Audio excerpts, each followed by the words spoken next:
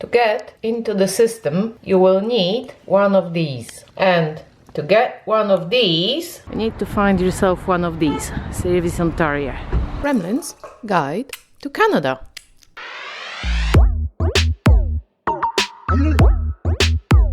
Canadian public healthcare system. Compared to the United States, it's downright amazing. Compared to Europe, well, it's still pretty good. It's not perfect, but then what is? So, let's see. Ontario Healthcare Insurance System. Starter pack. Number 1. You're entitled to it just because you're a legal resident. It's funded out of taxes. There's no contribution if you're an employee, and you don't have to pay anything if you are not employed. It is a cashless system. If it's covered, you don't pay a cent or a penny. Number 3, to become a part of it, you have to register and you have to get the OHIP card. No card, no service. So here is how to apply. Links to all the information and forms in the description and lots more details. So please do read the description. Hi, I have a question about the OHIP cards. Because on the website it says I need 3 photo IDs. I need one to prove my identity, one to prove I'm legal resident, and one to prove my address in Ontario. So if I have a PR card and passport and a temporary driver's permit, is that okay, or I need to wait for the photo card? Sir, are you applying for the first time? I would be, yeah. Okay, so yeah, you would have to wait for the actual or you can bring something else like a bank statement, or if you're renting somewhere, you can bring a... But it says photo ID, my bank statement won't have my...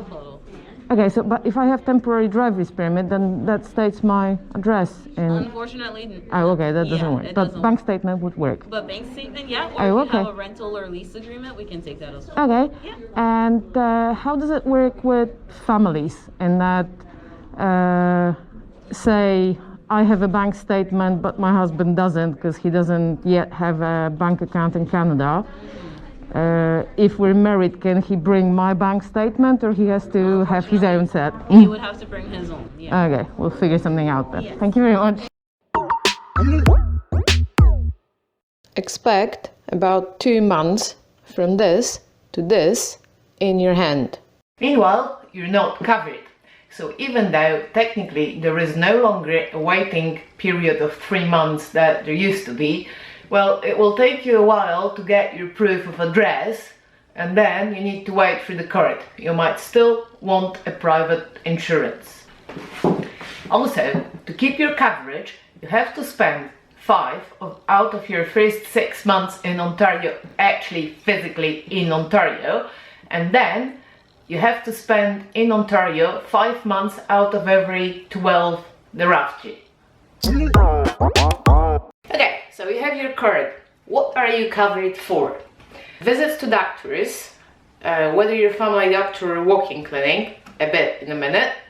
Emergencies and hospital visits, ambulance services, and medically necessary tests and screening.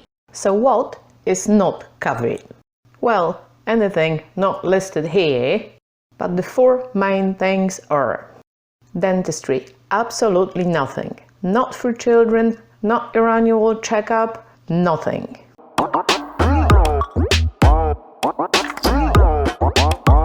Optometry, not glasses, not corrective lenses, not eye tests, except for minors under 19.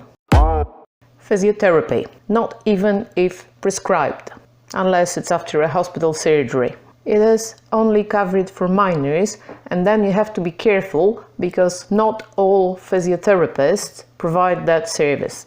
So expect about $100 per session. And last but not least, medication except for minors.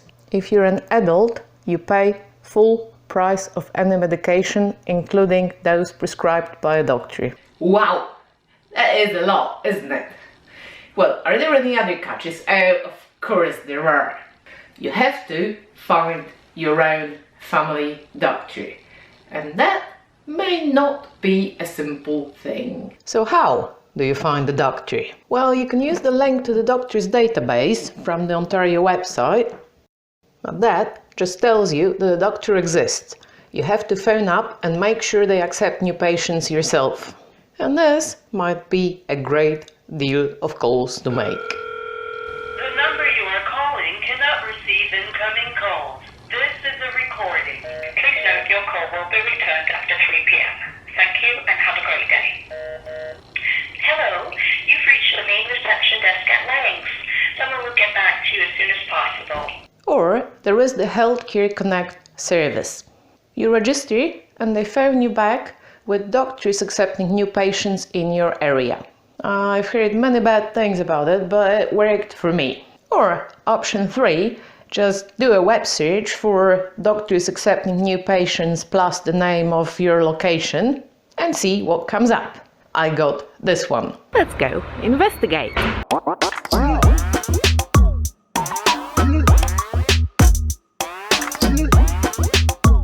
Well, I shall go and ask. I found a website that says you're accepting new patients here, one of the doctors. That's correct? Yep. Okay, good. Thank you very much. I'll come back with the paperwork. See? Quick and easy. So say you can't find a GP. This is your other option, walk-in clinics. The only thing you will not have here is continuity. But it works. Hi there. I have a question. How long do I wait for appointment these days? Pre-book appointments right now. Book you in for today. So okay, it's within a day normally. Yeah, usually. Okay. Are you very busy? Sometimes it really varies on the day. Only walk-in. It's not family practice. So if they're looking for a family doctor to search elsewhere.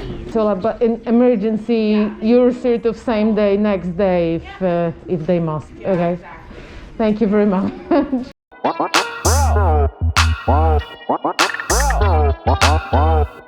Is it worth it? These are the estimates I got. The first one is for my actual true age, and the other one is for a woman 25 years old. Given that so far we're spending on average $1,500 a year for 3 reasonably healthy people, and that the big emergencies are covered on OHIP, frankly, we decided to take our chances. Right, so that was it. Next time, we'll go grocery shopping together. Bye!